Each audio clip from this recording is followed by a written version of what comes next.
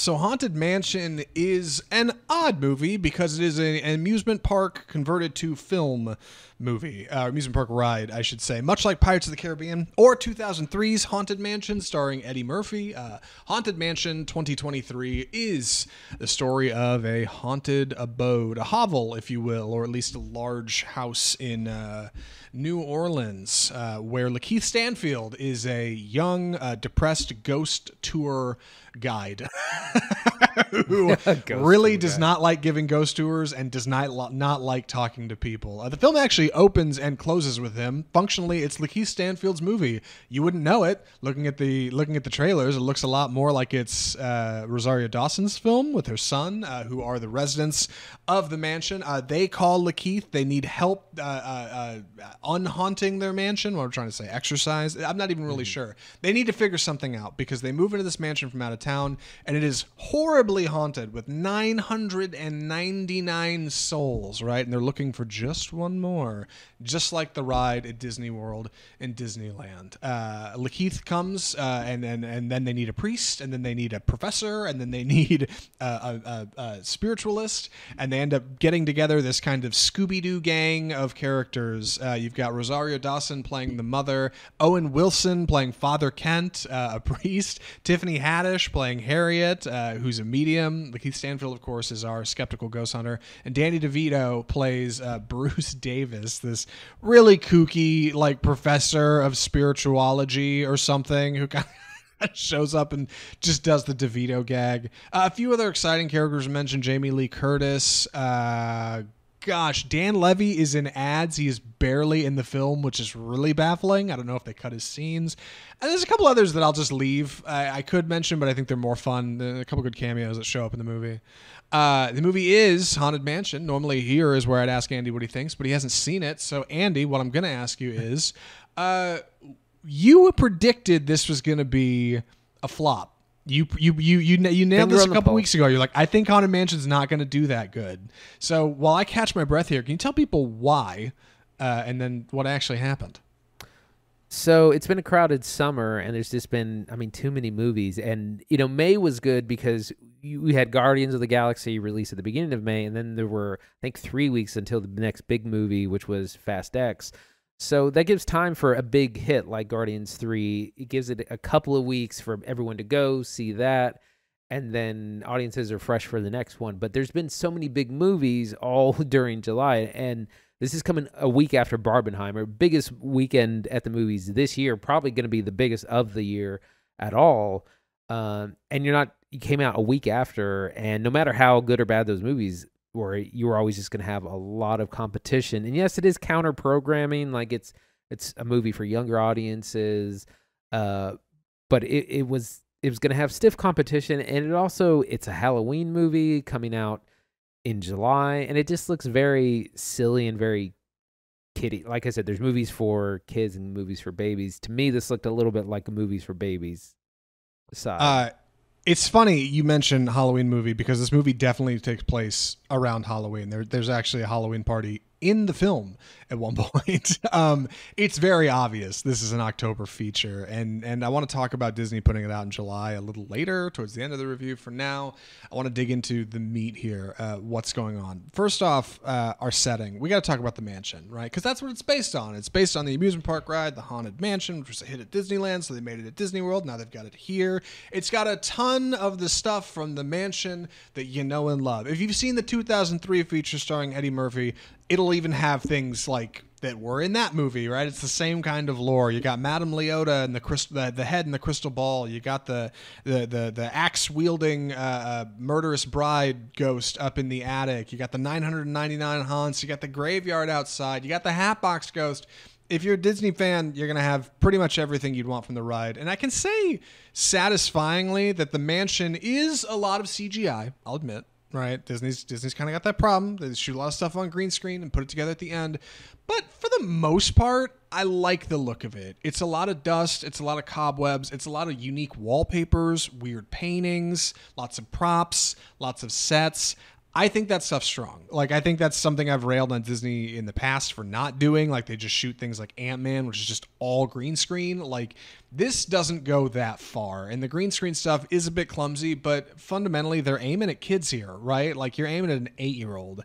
And in that way, Haunted Mansion satisfyingly, like, creates a space for your characters to hang out in that isn't too much and isn't too weird, and fortunately walks this line between spooky horror and like Scooby-Doo-esque antics. I know I mentioned like the Scooby-Doo gang before, but it's really true. They mentioned Scooby-Doo at one point in the movie, like putting together the Scooby-Doo gang, and you have like outright Scooby-Doo gags, right? Like axe falls on the floor and lands right in between a character's legs, or Owen Wilson at one point is running away from a bunch of ghosts, and they're doing like the Shaggy and Scooby door gag, where they're like running in and out of one door and coming out another, and the other group comes out this way. Like it is much like the ride in the spirit of that it's spooky for sure, and there's a couple of decent jump scares for kids, definitely, but also it's like soft and there's not that much danger. And in that way, like, I think they nailed the kid angle great. I think it feels like the spirit of the ride because it's scary, but not that scary, right? Like, you know, you're going to get out on the other end of it. Feels like a great release for October. The reason it's coming out in July is because Disney did the math and they figured out that putting it out in July in theaters and then launching on Disney Plus in October would make them more money than just putting it out in theaters in October and then dropping it on Disney Plus in January. So that's the deal. They're doing this now so they can double dip in October and build ads that are like, come see the Haunted Mansion only on Disney Plus, right? I don't know if it'll convert subs. I don't know if people can subscribe for this movie. But what I do know is, at least in presentation, uniquely scary for a kids movie. Solid, like, first horror outing, I think. Also, you know, fun and soft-hearted. Now, Andy, I want to ask you something so I can give myself a chance to break here. Any questions for me? Give me a moment to collect my thoughts. Well, I wanted to say that this looks like a straight to Disney Plus kind of movie, and it's probably felt in that thing where it's like, well, it probably needed to be cheaper if they were going to do that, and since they spent too much money, it had to come out in theaters. But yeah, this looks exactly like something you might subscribe, or it might help you keep subscribers for sure. And yeah, it'll be perfect for October. It's just it probably didn't need a theatrical release. I saw a great Reddit comment that said this is the most Disney Plus movie I've ever seen in a theater, which, like, I kind of feel like is true. And it's not because it's not theatrical. I think it's big. I think it's got good ideas. It's because it just doesn't come together like a big theatrical feature would. And I think the reason that is because of Disney meddling around in post-production. Justin Simien, I think, shot a pretty good movie here. Like, there's some solid camera work. A lot of really interesting angles, like setups and teardowns. Like, I can't imagine this was a short shoot schedule. Like, they had a lot of work going on in here. But the way it's put together in post has problems.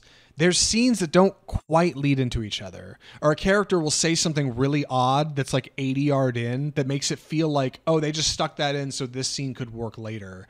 Like, things are kind of spliced in. There's a little too much music, and it starts to feel like some board of directors or test audience watched this and thought, this doesn't move fast enough, tighten it up, move it along, add a scene and reshoots. We'll put this in here and then cut this scene over here, and then we'll add this scene so this works. And it just feels like a really beautiful deck of cards that are just shuffled together in the wrong way. It doesn't feel like it's put together in the way it was shot. And I know movies have problems, could totally be on the back of director Justin Simien, but we've seen movies like this from Disney recently. We've definitely seen it before. I had the exact same feeling about Peter Pan and Wendy, a David Lowery film that was on Disney Plus. That movie feels like it's solid in the middle, and somebody shot it full of holes before it came out because they wanted to make sure it hit every test audience and hit every age bracket, and somehow was something that it wasn't supposed to be, and that's suppressing, I think, what's really possible. I had no idea this was Lakeith Stanfield's movie from trailers. Like, it really is shaped to be either your cast film with all of them in there getting equal time, which everybody gets pretty good time, or like mostly around Rosario Dawson and her son Chase Dillon, who's actually really funny in the movie, solid. But no, it opens and closes with Lakeith Stanfield. Like, it is very much about him and his relationships. He's a three-dimensional character.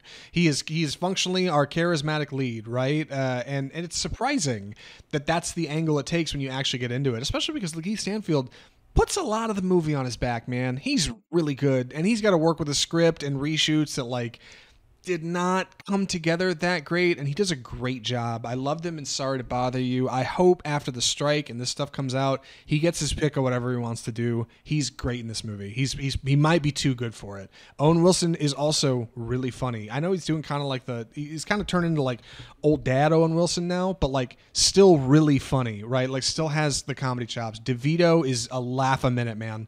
DeVito's so great. Like if you're a Danny DeVito fan, if you watch Always Sunny, like you're gonna love him. Tiffany Haddish is really funny. Rosario Dawson gets a couple good lines off. Couple other quick mentions while I'm thinking about it. Really brilliant costuming. I know the costume director of Atlanta said that he could put Lakeith Stanfield in anything and it would look good. It's true. You could put that man in anything and he'll look great in it, and it's used to great effect. The only one odd thing in the costuming is really bad wigs. Rosario Dawson has a terrible wig, and Tiffany Haddish has a bad wig too. The thing is, Tiffany Haddish is highly stylized because it's like this big like wrap that's like 3 foot tall. Is it so it CGI? comes off looking no. It's not CGI. It's a real wig. Rosario Dawson gets done dirty though, and I don't get it because she is doing Ahsoka, right? And she's the lead on that, and like that's a whole thing. So I don't know if she had to have her hair cut for that, and they just like, here, put this wig on, it's fine, or what, but like does not quite work for the adult who cares about wigs. And one more mention, by the way, for director Justin Simien, my man just got burned on the Lando series. I don't know if you guys saw that story, but he was writing a Lando series for Disney Plus, and Disney just took it away from him and handed it to Donald and Stephen Glover. Solid win for them. Justin found out on Twitter. He didn't even know he lost it. And his movie came out this week, and the studio was just like, yep, you're done. You're washed. You're cooked. You're not making this series anymore. Like, that is bananas. Disney seems to have no qualms about burning their creators. It's really something else. Anyway, I need to start wrapping up my thoughts on this one. Andy, any other questions, concerns that you want to hit me with a rapid fire? What are you thinking? I mean, so what are the things that you think work, and what do you think doesn't work? Because it doesn't seem like it's a bad movie. It's just kind of a bad release date. That's a good question. Number one, the cast works. The cast works for sure. And number two, I genuinely think the visuals work great. If I was a kid, I would want to go to this mansion. I would be like, this is so cool. I would go to the parks and be like, oh my God, it's going to be just like the movie. Like in that way, mission accomplished. And I think that's because it's made by people who genuinely understand kind of the magic of what makes that ride cool. Like it's not just about like the kooky animatronics. And it's not even really about the setting. It's about the sensation of like being a little spooked, you know, and Haunted Mansion doesn't shy away from that. Like that's good for kids. I would genuinely say this is a good early starter into something like horror. If you have like a 7 or 8 year old, they're like, I want to start watching scary movies and they haven't seen this, I'd give them this because there's like 6 jump scares in it and they're all pretty good. And that's a good like starter for like, you know, the feeling of dread that comes over you and these ghosts start to come out after midnight. That stuff works. The things that don't work, like I said, are one, the editing. It's just put together in a weird way. It's just like there's lines that are ADR'd in. There's stuff that feels like it came from reshoots. People kind of waver on costumes in between stuff. It's weird, and I can't quite put my finger on why that is, but I think it's due to problems in post. I think just something didn't come together. They had the VFX stuff. Number two, the VFX. The VFX are not always great. That's true. But like for a kid, shoot, man. Like they're going to be into it, right? Like that's firmly who this is aimed at. It's labeled PG-13. I feel like it would probably go near something like Hocus Pocus or Halloween Town on Disney. Like come Halloween, I'll probably throw on Haunted Mansion in the background. Like it's genuinely not that bad. Number 3, and this is something I wanted to save for the end, the product placement. We got to talk about the product placement in this movie. I wrote a short list, which is good. I'll pull it up now of services that are mentioned in the film. We're going to start with Zillow, CVS, Amazon, and Baskin Robbins, just off the top. Services that are mentioned and seen physically include Yankee Candle and Burger King, and then Budweiser and Ford are both featured prominently in scenes, whether it be a car or a can or a Burger bottle, King. all over the place. It is the weirdest thing. This movie cuts to a scene of Owen Wilson and Lakeith Stanfield in the car, and Owen Wilson is eating Burger King with like onion rings and the bags facing perfectly out at the screen. And I'm like, this is a Disney feature? What is going on? What's going on is they need to make their money back. And some of those lines like are genuinely ADR'd in there. Like Baskin Robbins isn't even said on screen. It's an ADR line. And I'm like, what is that? Like, did you guys know when this was coming together in post that you need to start making money back now? So you go hit your corporate sponsors and you're like, hey, look, we'll get you a spot in, Haunted Mansion. You can do a spooky flavor for July. I don't know, but like weird amount of product placement in Haunted Mansion. If you watch it, spot it with your friends. I bet you'll have a good time trying to spot all the, I didn't even get them all. Those are the ones I can remember. So odd. Ultimately, like, I think the movie is not bad. I think the budget is too big, and I think there's too many cooks in the kitchen that are trying to decide what it's going to be. They're not just letting the people who make it, and it cause problems. It's not a bad feature, but I don't know. It comes out being less than the sum of its parts, just a little, but still a fun one. And had it come out in October, I think it would have gotten more money. I think it would have done better. I think it would have gotten a better return. I think. With my huge ramble, I'm ready to roll into recommendations. Andy, I guess you don't have a recommendation. No, what I was going to say, go my ahead. last thing is, like, one of the reasons I thought this was coming out in July was to kind of promote the theme parks, and so people would go in like August and before school starts, or in the fall, and go see the Haunted Mansion. But I think your insight about the this is going to come out in October on Disney Plus is probably more accurate. I mean, it definitely will. I do think it will help pull people into it at the parks for sure. But like Haunted Mansion is a notoriously popular ride at both of those theme parks. So like, I don't know if you really needed the bump. You know what I mean? Like, I don't know if it's going to sell tickets per se. But yeah, I do think it's, like a uniquely not bad feature. Like the cast does a great job lifting the script. Like, I think Justin Simien has a really good eye for where the camera needs to go and what to do with it. It just, I don't know. It's a little too long. 2 hours, 3 minutes, a little long, I'll admit. But I liked it. I did like Haunted Mansion. So with that, I should say I do recommend Haunted Mansion. Maybe not for theaters, right? Unless you got a kid who wants to go see it, or like a soft date night, go see Haunted Mansion. Like, seriously, you'll get a couple laughs. DeVito's funny. Lakeith Stanfield is oozing charisma. Rock solid all around. And if not, wait for streaming. It'll be on streaming in October on Disney Plus. That's where you'll be able to watch it. They will be promoting it. Totally fine Halloween watch. Totally fine stay in date night Halloween watch if that's your fancy, right? Or throw it on for the kids. Like, totally fine. Haunted Mansion, not a bad movie. I just wish the budget was smaller. So God, maybe it wouldn't be a bomb. You know what I mean? Like, in another world, there might be a Haunted Mansion 2, but probably not going to happen. Another Disney dud. And with that, we should kind of wrap the show. A Disney dud on Disney Plus. A Disney dud on Disney Plus. I've been focus testing Dudney, but I don't think it works. It doesn't come across. It's not obvious enough. But Andy, what are we watching next week?